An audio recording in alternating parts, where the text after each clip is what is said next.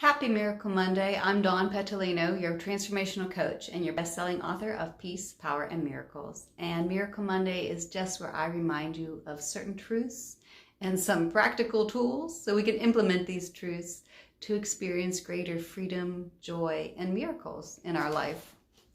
And today's is about striving to find meaning in our life. Recently I went through something where it just seemed like nothing held any meaning for me in the way that I didn't really have goals, and I was used to being a person that had goals, that would be inspired to do something and just, want to kind of strive to do it.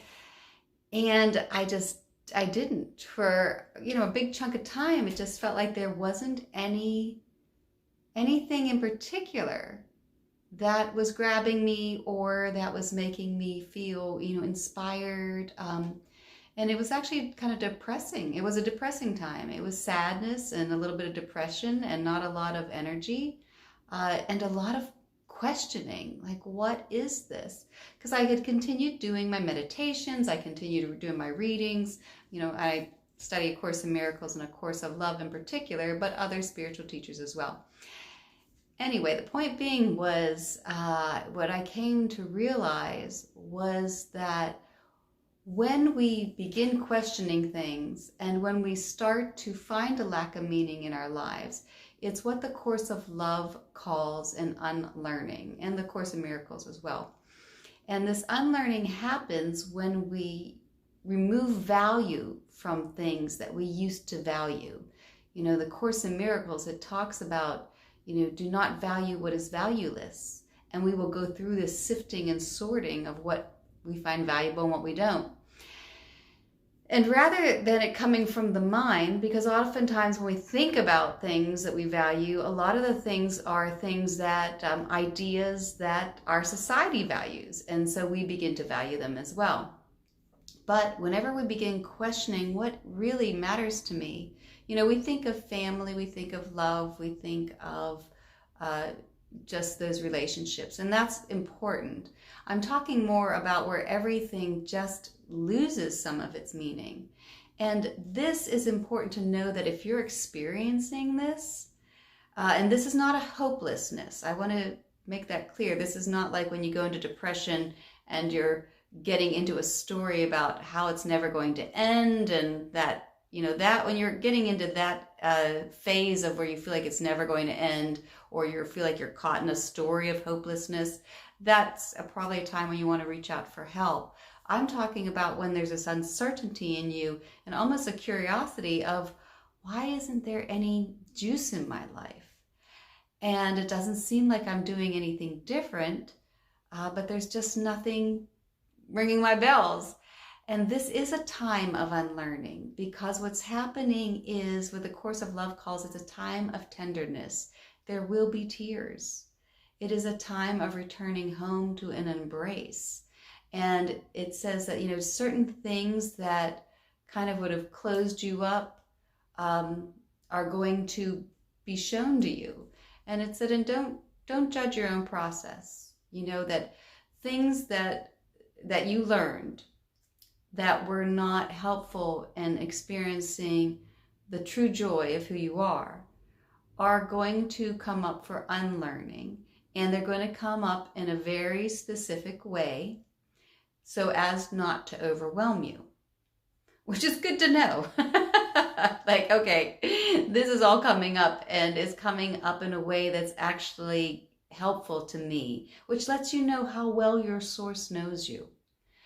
And when you're questioning, it's almost like it's a surrendering of something. It's going into that place of, I don't know. And it says in the Course of Love, you will begin to feel, instead of feeling more love as you're wanting to open up to love, your life's going to feel like it's going to take on less purpose. And that's good to know, that this is just a sign that you're unlearning. You'll question things, and you'll question your patterns, you'll question your habits, and you'll certainly question what you do for a living. So it says that, to expect this, and this is best described as a time of tenderness, which just means to have compassion for ourselves as we wait And as we trust this process of unlearning, that the sun will shine again, that we're not going to miss it. You're not going to miss anything. That whenever the Spirit is willing to move, it's going to bubble in you and it's going to become a desire in you. So you're not going to miss it. But during this time, it is a relinquishing of control.